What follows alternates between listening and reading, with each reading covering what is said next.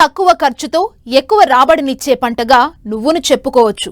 ఈ పంటకు నీటి అవసరం కూడా తక్కువే. అందుకే మెట్ట ప్రాంతాల్లో పంటగా నువ్వును సాగు చేస్తుంటారు.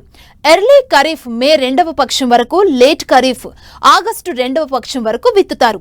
ప్రస్తుతం తెలంగాణ జిల్లాల్లో సాగవుతున్న నువ్వులో తెగులు ఆశించినట్లు శాస్త్రవేత్తలు గుర్తించారు. దీని నివారణకు చేపట్టాల్సిన సస్యరక్షణ చర్యల గురించి ఇప్పుడు తెలుసుకుందాం.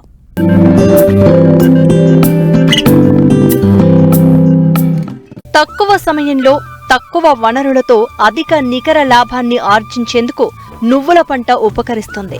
ఖరీఫ్, రబీలో వర్షాధారంగా పండిస్తారు. ముఖ్యంగా ఏపీలో కోస్తా, రాయలసీమ జిల్లాలు, తెలంగాణలోని ఉత్తర, దక్షిణ జిల్లాల్లో నువ్వును సాగు చేస్తున్నారు. ఎర్లీ ఖరీఫ్ మే 2వ పక్షం వరకు, లేట్ ఖరీఫ్ ఆగస్టు 2వ పక్షం వరకు విత్తుకునే అవకాశం ఉంది. అయితే ఖరీఫ్లో సాగు చేస్తే తెగుళ్ల బెడద అధికంగా ఉంటుంది.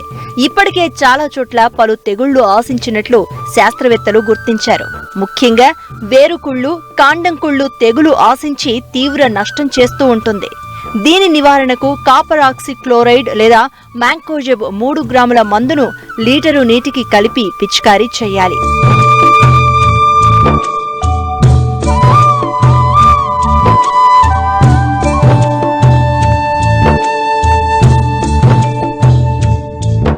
మరో తెగులు ఆకుమచ్చ తెగులు. దీనినే ఆల్టర్నేరియా తెగులు అంటారు.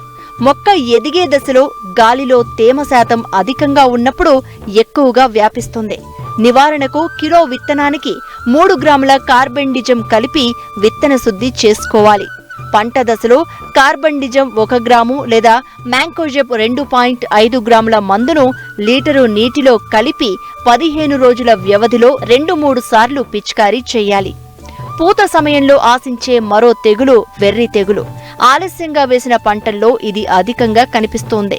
ఈ తెగులు సోకిన మొక్కల్లో ఆకులు చిన్నవై పువ్వులోని భాగాలన్నీ ఆకుల మాదిరిగా మారిపోయి కాయలు ఏర్పడవు.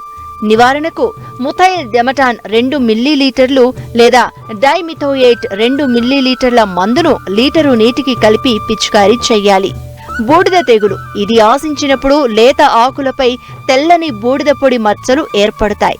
తర్వాత ఆకులు మాడి రాలిపోతాయి. నివారణకు నీటిలో కరిగే గంధకం 3 గ్రాములు లీటరు నీటిలో కలిపి పిచికారీ చెయ్యాలి. పంట మొదటి దశ నుండి కోత వరకు తెగుళ్ల పట్ల జాగ్రత్త వహించాలి. తెగుళ్లను గుర్తించిన వెంటనే సకాలంలో నివారిస్తే మంచి దిగుబడులు పొందవచ్చు.